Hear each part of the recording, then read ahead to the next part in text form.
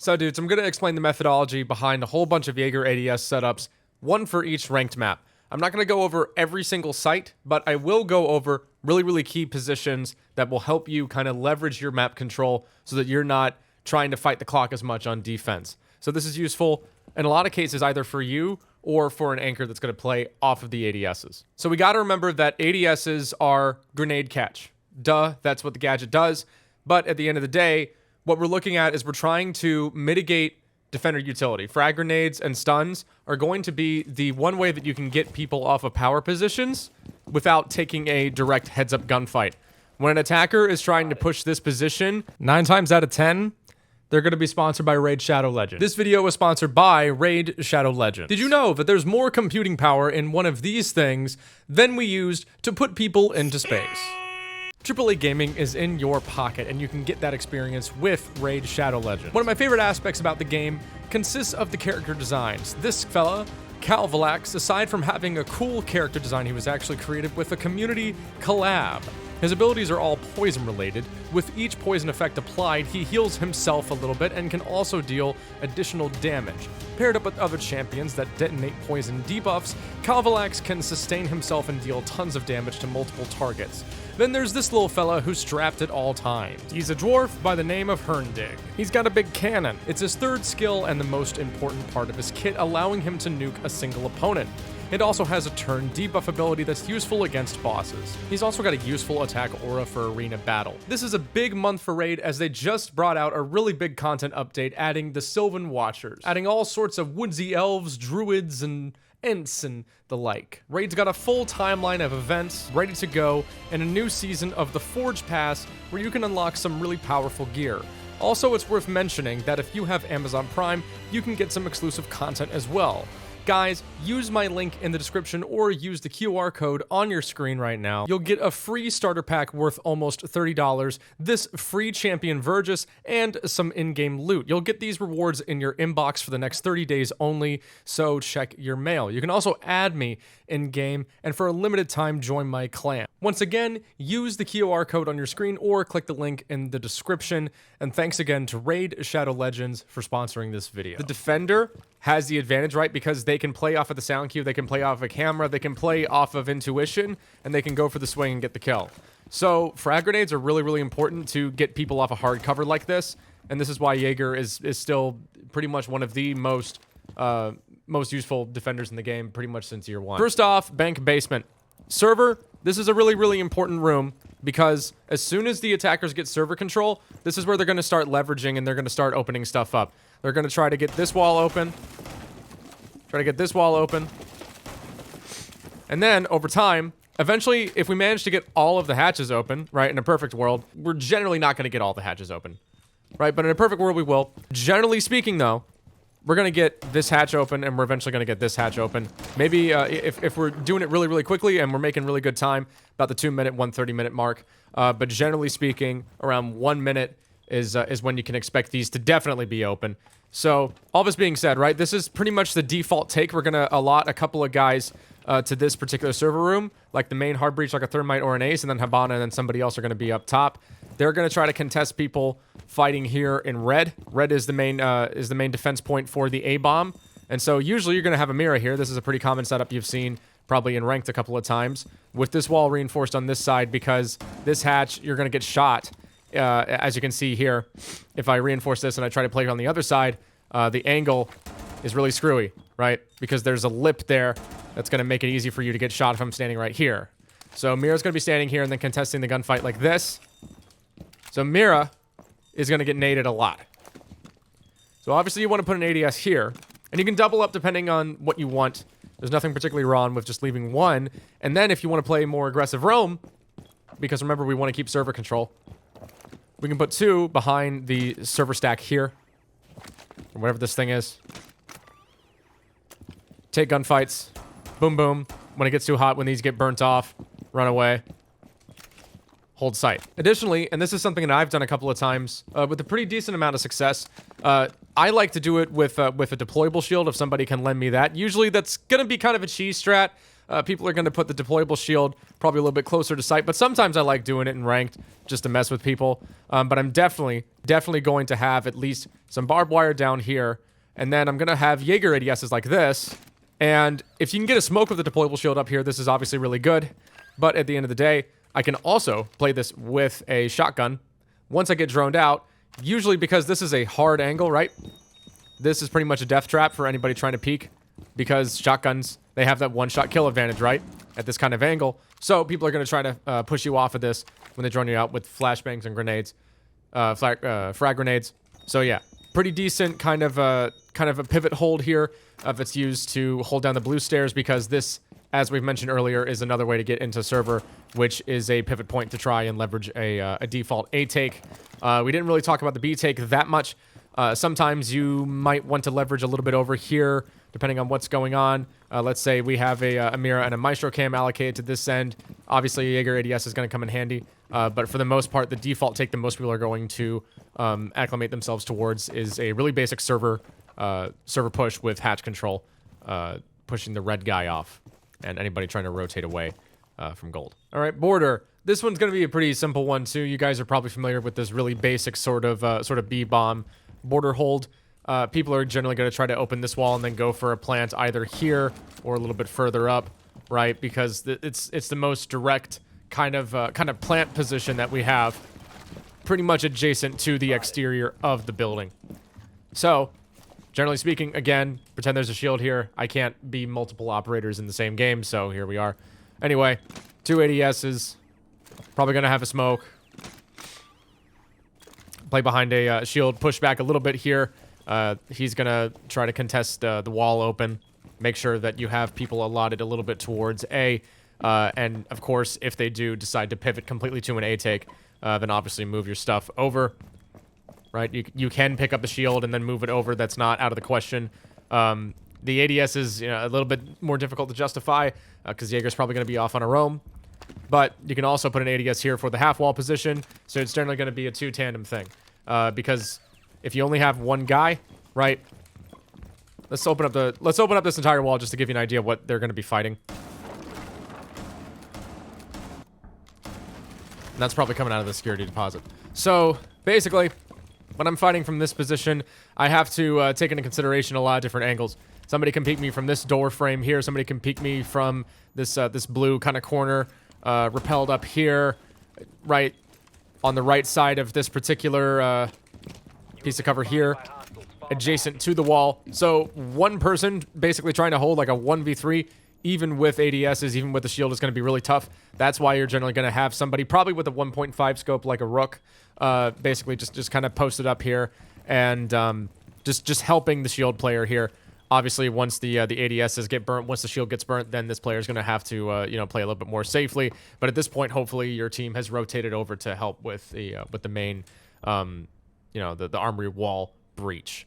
So that's just something to keep in mind. Really easy to understand ADS placements here. It's nothing too crazy.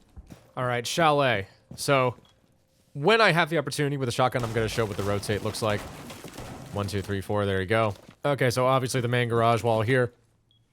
This is an easy one, right? We're going to put the Jager ADSs on top of the drone hole. This is going to deny frag grenades to try to get the crap off of the wall or a bandit trigger off of your wall. Something you can do here, you can open up holes in the wall, and that will make it a little bit easier to hear whatever kind of util is being placed on the wall itself. Just something to keep in mind.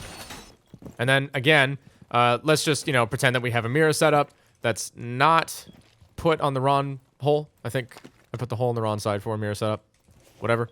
Duh. Pretty easy, right? We're just going to put the ADS there. Get your Mira. All right, so now Mira can put this on the side and then play the staircase, play the actual breach itself. Nothing wrong with either of these holes. You can put it here for the Mira. If you don't have a Mira, you can also put it here. It's a little bit safer, right? It's not going to be as exposed to the actual like blue doorway here if you decide to rotate through. It really depends on what you want to do. There's no wrong answer there. So pretty straightforward ADS placements. Keep in mind, if they decide to go for big garage, you might want to be mindful of that. Maybe bring a Wamai or an Aruni just in case they decide to go to garage, but it's going to be completely up to you. Okay, CC, a lot of people really don't like this site anymore because the game's gotten a little bit more attacker meta favored in terms of the run and gun, shoot, bang, COD, search, and destroy. But we're just going to do some default ranked. Common rotate here for top red. Supported by a shield. Drone hole here obviously going to be used to try and contest the shield player, or just to get anybody off of this, you know, actual like top red doorway itself. So we can put an ADS here. So you can put an ADS here, but more often than not, what people are going to bring ADSs for, if we don't have a Wamai, if we don't have an Aruni, is we're going to put a couple of ADSs here on the garage rafters, and this is going to counter frag grenades trying to get rid of the rafters players. It's not going to counter Capital bolts, though. Just keep that in mind. Here's kind of what the setup would look like. And keeping your rafters player is pretty freaking important, right? Because not only is this going to deny a very, very powerful piece of map control for attackers, right? If they get garage control, they can just push everybody playing off of the B bomb site back into A so that they can more safely plant. It's also going to keep a key player from actually contesting the main breach, right? You want this cross angle. You want this somebody with a 1.5, making sure that people don't just run through and then try to plant the bomb for free. So getting rid of your rafters player is going to be a top priority for the attackers. That's why you want these ADSs here. And like I said earlier, you can also have somebody establishing a cross with a shield and an ADS on this spot by red. Okay, I forgot to hit record twice, so this is the third take, LOL XD. So basically, 2 ADSs for a shield, going to be placed pretty aggressively here to contest the door and contest the window of the B-bomb plant room, also known as Hookah Lounge. You can double stack ADSs here, but personally I think it's a little bit redundant because as soon as the first ADS goes off from a frag grenade here on Cool Vibes, once you hear like the wee whoop, you can just run away, right? So make sure as soon as the first nade contacts, right, there's going to be a second one. Get out of there, don't get blown up. Go back to Cool, and then you're going to want to contest Blue Bar, Sunrise, Kitchen Door, and Kitchen Hall. Those are going to be the pressure points that people are going to try to get you off of Cool Vibes with. They're going to be supporting your shield player. Your shield guy is going to try to protect the B-bomb room from this door and this window. Just back him up in his fights and make sure that, you know, you're holding crosses efficiently. Don't get, you know, tunnel vision on one particular site. As always, for all of these examples, be mindful, cycle through cams, calm, make sure that you know what's going on this side of the map as well. You might have to position yourself a little bit differently. All right, so Consulate, top yellow stairs for the top floor. This is big, right? You want to hold yellow stairs at all costs, or at least keep it from being taken for as long as possible.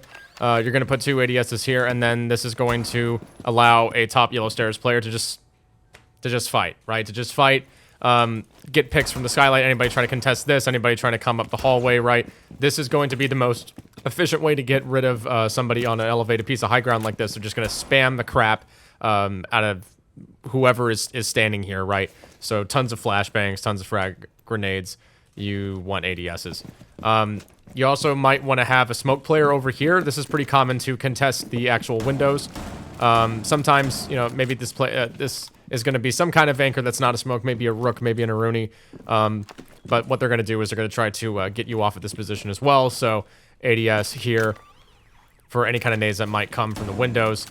This is kind of a tricky spot to play, right? Because you can get shot from this window, obviously, and then also anybody who repels into bathroom can pinch you, but you want to make sure that you have a yellow stairs player just for that very reason, so that somebody can't just like repel in here and then go bang bang. Okay, Emerald Plain. So for the first floor, for kitchen dining, there's a couple of things that you can do, but obviously you're going to want to control the garage as much as possible. Well, I guess it's not really garage. It is a garage, right? Because there's a garage door. Whatever. So the basic idea here, you want to contest these lawn angles for as long as possible. Again, we're going to put an ADS here. And the interesting thing about this particular room is because of the geometry, you can kind of get tricky with it, right? You can put them here, or you can put them behind the wall. Mix things up a little bit, make it more difficult for the attackers to basically like ascertain the actual location of them. You can also put an ADS here to make sure that your player that's playing on whatever this, you know, whatever you want to call this, I guess like kitchen wall or pots, right? Can we call it that? Let's try calling it that, guys. Let's make the call out pots work here. So on pots, right? ADS, someone's going to try to frag grenade you off of this from this window. This is a really, really powerful spot to contest anybody coming in from the pantry side here. So pretty decent room to hold in terms of just taking gunfights from far away, right? So ADS is very, very powerful. We all know Jaeger's pretty powerful, right? So that doesn't even need to be stated. All right, so Favela, this is a map not a lot of people like playing. For storage top floor here, this is probably, I think, the best defensive site. Let me know if you have any different opinions here, but this seems to be the most straightforward one. So for the attackers, what the attackers are going to do usually is they're going to spam a lot of shields. This is an exterior wall with a big, with a floor that connects it to this. It's kind of weird, right? It's an elevated position, but it is an exterior wall that attackers can walk towards. So they're going to try to put like an OSA shield in the back here, maybe an OSA shield here, Monty, and they're just going to try to, oh, there goes my camera. They're just going to try to push players out of the B room and then try to plant B default. So for the top of this thingamajig, I guess like a half wall, let's call it dehydrated. Great call out. We're going to try to protect our dehydrated player who really needs some water. But we're going to put an ADS here. This is going to be flush with the door frame. It's going to be a little bit more difficult for somebody to shoot it off. Once they try to throw a grenade there, they're probably going to get another grenade sniped by this ADS as well. It also is going to protect anybody throwing grenades from this window itself, the storage balcony. And then for the A-bomb chassis room for coin farm, we have an ADS here to protect anybody playing behind the mixing console, whatever the heck this thing is. But they're going to try to contest yellow stairs just as effectively as your dehydrated player. Again, someone get the man some water. They're going to be playing to hold the armory, the door entrance there, right? So this kind of covers all your bases for this side of the map. And for the bunks, you can put ADSs here if you want, but I think that most people are going to try to leverage control on this end of the map instead. Okay, so the infamous pixel spot for Kafe. So, as far as I know, there is a way to get 2 of these onto this wall here, flush, so that you can play with the destroyed bench here, maybe again, behind a deployable shield. But the thing is, I've spent about the better part of 5 minutes trying to get both of them here. So I'll just show you the one.